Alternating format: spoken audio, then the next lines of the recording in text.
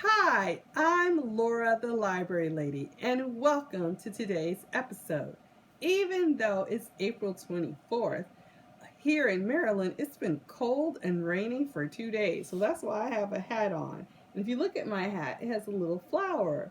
And if you watch my episodes, you know I love flowers. Speaking of which, we're going to continue today. This is our last in this week, week 6 in our series, and I'm going to do the Magic School Bus. So you all may be familiar with this series. It also came on TV, and we want to thank Scholastic for showing this. And our objective today is pollination and planting seeds and how plants grow. And this is Plant Seeds, a book about how living things grow. So it's from Scholastic and doesn't have an author. So we're going to go on. See that first page? And I used to have a school garden when I worked in another state. I used to have a school garden. I've actually done that before, and it's a lot of fun. Okay, this is actually based on one of the episodes. This says, every class probably learns about plants and seeds, but not every class has Miss Frizzle for a teacher. So Miss Frizzle is the teacher. Okay, and I work on my garden. I haven't been able to work on my garden for 2 days due to the rain. When Miss Frizzle does something, she goes all the way. She started by letting us plant a whole garden behind our school. Liz, you found a ladybug?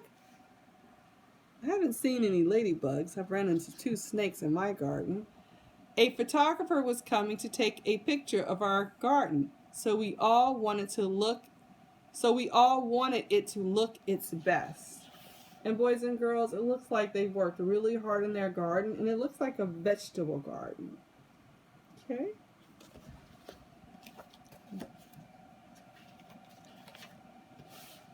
On this page it says, to think that these beautiful tomato plants started from tiny seeds, Carlos says, and some soil, some sunshine, water, and some tender loving care, and you've got this great garden.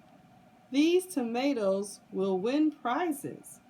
And once that photographer takes our picture, we'll be famous, Carlos said. We could be on the cover of Planted magazine. Would you like me to autograph your seed packet, Dorothy Ann? I'll think about it, said Dorothy Ann. So Carlos has big dreams of fame because of his hard work in the garden. I think that's great.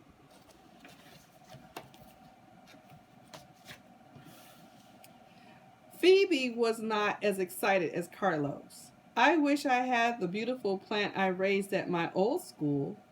Tim put the finishing touch on a drawing. Phoebe smiled. That's it. Thank you, Tim, she said. Still, I wish I had the real thing for our picture this afternoon. Miss Frizzle spotted the drawing. Your plant looks lovely, Phoebe, she said.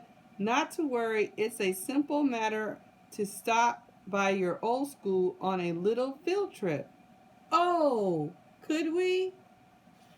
And that's what he says. I was afraid of this. So you know Miss Frizzle, when she has an idea, she goes all the way.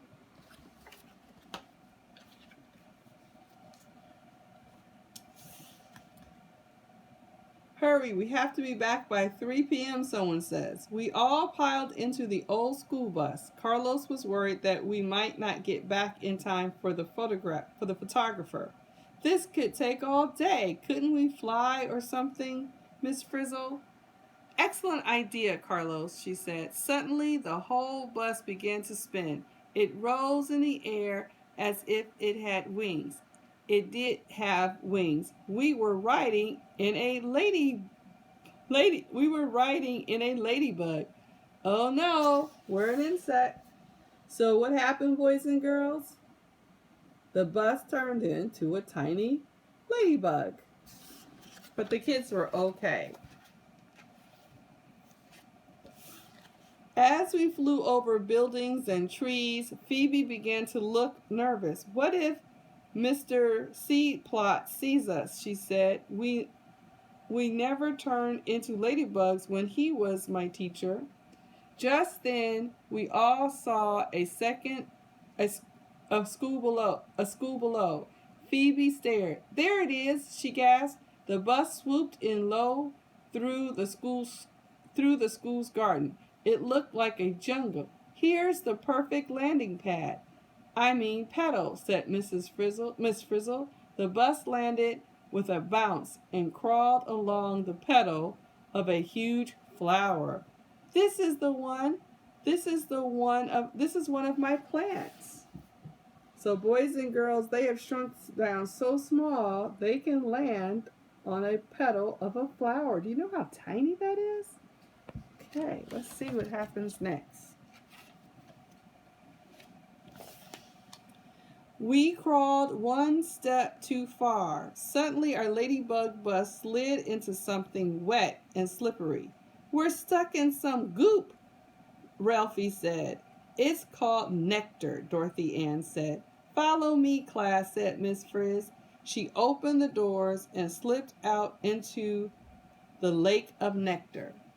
We didn't know it then, but Mr. Seedplot could have reached out and picked us.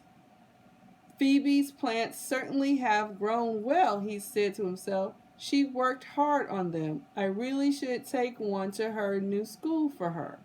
Mr. Seedplot heard a buzz and looked up. Ah, bees, I won't disturb their work right now, he said, turning to a patch of tomato plants. Okay, so her old teacher, Mr. Seedplot, remembers her and all of her hard work. Okay, must have been hard for her to go to a new school. We also saw the bees coming, and they were headed right into our flower. Yikes! Air raid, shouted Aaron. Glory be, said the Friz happily. As soon as these bees drink enough nectar, then we can crawl out of here. All aboard the lady bus. Please, next stop, Anther. Dorothy Ann is amazing. Even upside down, she could remember what she had read that morning. The anther is the part of the flower that makes pollen, she said. And for those of you in the springtime, sometimes pollen is the worst enemy because it makes your nose all stuffed up or running. So pollen can be a good thing and it can be a difficult thing. So we learned the word nectar and we learned the word pollen. There we were on the top of the anther with bees buzzing all around us. It was then that Phoebe caught sight of her old teacher. It's Mr. Seedplot, she yelled. He'll see us. Do something. Fast. Miss Frizzle stayed calm. No problem, she said cheerfully. We'll get out of here the same way the pollen does. Miss Frizzle pressed a yellow button and we shrank again. Now we were as small as a grain of pollen. Phew, said Phoebe. That was close. Carlos was not so happy. We'll never get back to school in time for the photographer, he grumbled. Be of good cheer. We're on our way, said Miss Frizzle. Hang on, she called, as the leg of a passing bee swept us up and away. So, you see, boys and girls, they shrunk down so little that they were a grain of pollen that they can ride on a leg of a bee. That's called pollination. I'm sure you learned about this at your school. Off we flew, stuck to the leg of that bee. It was a short ride. At the very next plant, the bee bumped a flower and brushed us off, along with a lot of pollen. Here we are, Miss Frizzle announced. Where? Phoebe asked. Tim showed her his picture. I think we're on this center part, the stigma, Tim said. The bee had bumped a lot of pollen here. With a big sneeze, Arnold bumped into a grain of pollen, knocked it over, and fell down some kind of tunnel underneath. Uh-oh, a tunnel underneath. And what did the pollen make him do? Sneeze. That happens to so many of us. But this is how we get our flowers.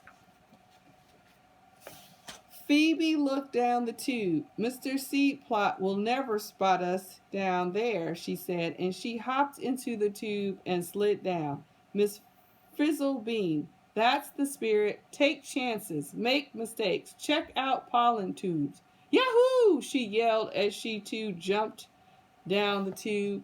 We all slid to the bottom of the pollen tube. Now, where are we? Asked Carlos. Couldn't we just grab one of Phoebe's plants and go back to school? I don't think we need a whole plant, Keisha said. Look at this. She pointed to something that looked like a big rock. It's a seed. Ah, a seed. Okay. Let's see what happens next. I get it, Dorothy Ann said. When pollen from one flower lands on the stigma of another, it grows a pollen tube, finds one of these egg cells, and together they make a seed. Carlo still wasn't happy. No seed can grow into a plant by 3 o'clock, he said. Not without some help, said Miss Frizzle. She reached into the bus and pressed a button. And suddenly things went wild. The seeds were growing bigger and sprouting hair. We need to hurry things along a bit, said Miss Frizzle. Everyone on the bus, please.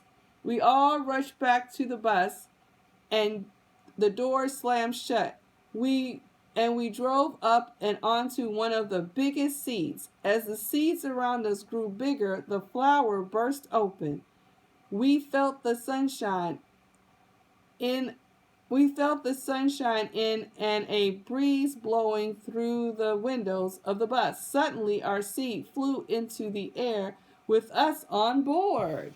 Okay, so that's how a seed goes from inside of the plant into the air. So what happens next? Away we flew on the back of our seed, carried along on gust of wind. Carlo still worried. Can't we go any faster, he asked. Well, Miss Frizzle said, this is pretty fast for a seed.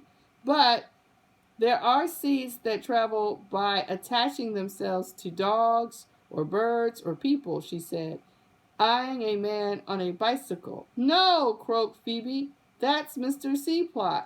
But she was too late. Our seed had landed in Mr. Seedplot's hair. Oh, how embarrassing, Phoebe groaned.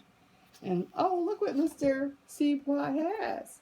What do you think he's doing? Where do you think he's going? I have an idea. Let's see if I'm right.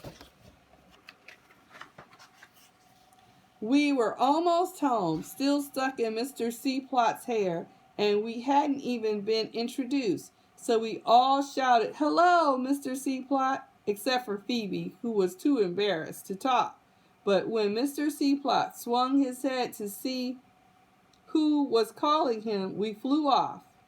Last stop, Miss Frizzle announced. She pushed a button. Poof! The bus got big again. She pushed another button. Poof! The seed which had landed in our garden grew into a tall plant with beautiful flowers. Ah, there you are, Mr. Seedplot said when he spotted us. I brought one of Phoebe's plants, but I see that she already has one. Nice to see you again, Miss Frizzle. Phoebe gasped. You mean you've met Miss Frizzle before? She said. Mr. Seedplot smiled. Yes, she's a very special person. Oh, wow. So it's a pretty small world. So girls and boys, your teachers know each other. Okay. So, look, Planted. Carlos' dream came true. They made it on the cover of the magazine Planted. And boys and girls, we'll have to do a series on magazines, because you may not know what those are. And then there's a letter to the editor. So this is our book for this end of our series. And I hope you enjoyed the Magic School Bus. And I hope you have a wonderful weekend. Stay warm and stay dry. Bye for now, boys and girls.